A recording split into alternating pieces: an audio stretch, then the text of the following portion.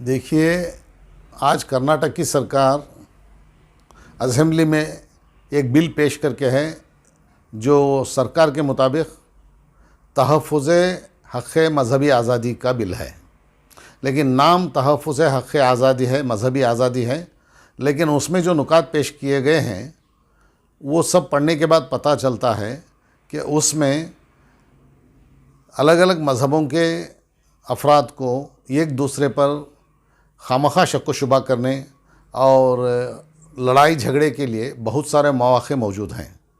असल में हुकूमत को चाहिए कि अवाम की तरक्की के लिए और फलाह बहबूदी के लिए क़वानीन बनाएं, लेकिन चूँकि सरकार पूरी तरह से फ़ेल हो चुकी है, कोई फलाह बहबूदी या तरक्की की कोई स्कीम सरकार के पास नहीं है और ये मज़हबी बुनियादों पर हमेशा लगे रहते हैं सरकार के कारिंदे।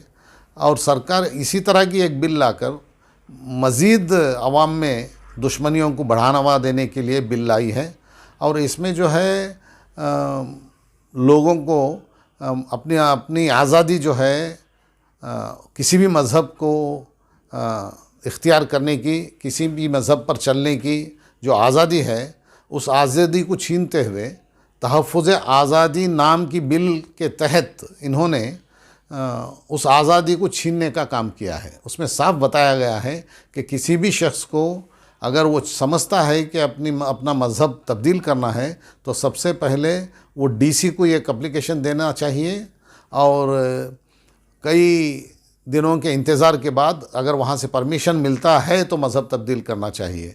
ये हुकूमत का काम नहीं था कि लोगों के मज़हब के तब्दील के बारे में वो परेशान हो, बल्कि हुकूमत का ये काम था कि अवाम की तरक्की और फलाह बहबूदी के लिए ऐसी स्कीमें बनाएं जहां उन्हें साफ़ एजुकेशन मिले और उन्हें सब मुलाजिमत मिले और लोगों के तिजारत सही हो।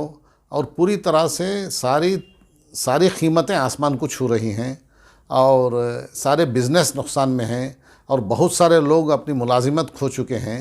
इतने नुकसानात के दरमियान उन नुकसानात को भरपूर करने की कोई बिल लाने के बजाय सरकार ऐसी बिल लाई है जिससे मज़ीद तफ़र्क़े बढ़ेंगे और हमारी रियासत का सुकून और अमन उसमें अमन व सुकून ख़राब होगा।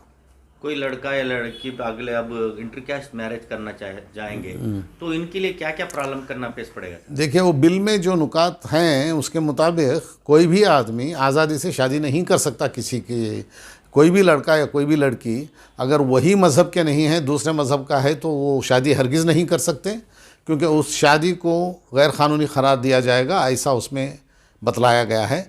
आने वाले दिनों में कोई भी लड़का या लड़की इंटरकास्ट मैरिज करने के लिए हो ही नहीं सकता, क्योंकि सबसे पहले उन्हें इस क़ानून में जो आज बिल पेश की गई है असेंबली में, उसमें यह क़ानून बनाया गया है कि लड़का या लड़की अगर इंटरकास्ट मैरिज होना चाहते हैं तो सबसे पहले उन्हें वहाँ के मैजिस्ट्रेट को अपनी अर्ज़ी देनी होगी और मैजिस्ट्रेट भी बहुत वक्त लेंगे, उसका इंतज़ार करना पड़ेगा 1 महीना या कुछ और।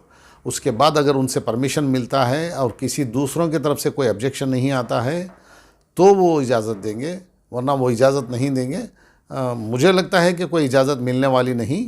जो जिस मकसद से ये बिल लाया गया है वो असल में लोगों को बेकार के शक व शुबा में मुब्तला करके जो गलत फ़ायदा उठाना चाहते हैं इससे, उनके लिए मौका देने का एक नया क़ानून इन्होंने लाया है। आइंदा चलकर इस क़ानून से सारी आवाम को तकलीफ़ होने वाली है, परेशानियां उठानी पड़ेंगी। सर, ये जो लॉकडाउन में परेशान हैं लोग, बीमारी इसमें इस वक्त ये बिल लाना क्या ज़रूरी था सर? बीजेपी सरकार, बीजेपी कह रही है ज़रूरी था, जबकि कोई भी पार्टी, मेरी जेडीएस पार्टी भी या दीगर पार्टियां ये कह रही हैं कि ये ज़रूरी नहीं था। हुकूमत को चाहिए कि हुकूमत का काम करना चाहिए था, जैसा मुलाज़मतें देना और ऐसे स्कीम बनाना जिससे कोविड-19 की वजह से 2 साल से जो तिजारतें बंद पड़ी हैं वो तिजारतें फिर से शुरू होने की कोई स्कीम लाना चाहिए थी। वो इनके एजेंडा में नहीं है, इसलिए ऐसे बिल्स लाके लोगों का ध्यान दूसरी तरफ मोड़ना चाहते हैं हुकूमत। ಮಕ್ಕಳ ಹೈಯರ್ ಎಜುಕೇಷನ್, ಮಗಳ ಮದುವೆ, ಕನಸಿನ ಸ್ವಂತ ಮನೆ, ಇದಕ್ಕೆಲ್ಲ ಹೆಂಗೆ ಹಣ ಹೊಂದಿಸ್ಬೇಕಂತ ಟೆನ್ಷನಲ್ಲಿದ್ದೀರಾ? ಟೆನ್ಷನ್ ಬಿಡಿ, ನೀವು ಅಡವಿಟ್ಟ ಚಿನ್ನವನ್ನ ಬಿಡಿಸಿ ನಿಮ್ಮಲ್ಲಿರೋ ಹಳೆ ಚಿನ್ನವನ್ನ ಇಂದಿನ ಆನ್ಲೈನ್ ರೇಟಿಗೆ ಕೊಂಡುಕೊಂಡು ತಕ್ಷಣ ನಿಮಗೆ ಬಾಕಿ ಹಣ ಕೊಡ್ತೀವಿ. ಹಿಂದೂಸ್ತಾನ್ ಗೋಲ್ಡ್ ಕಂಪನಿ, ಇದು ನಮ್ಮೆಲ್ಲರ ಕಂಪನಿ.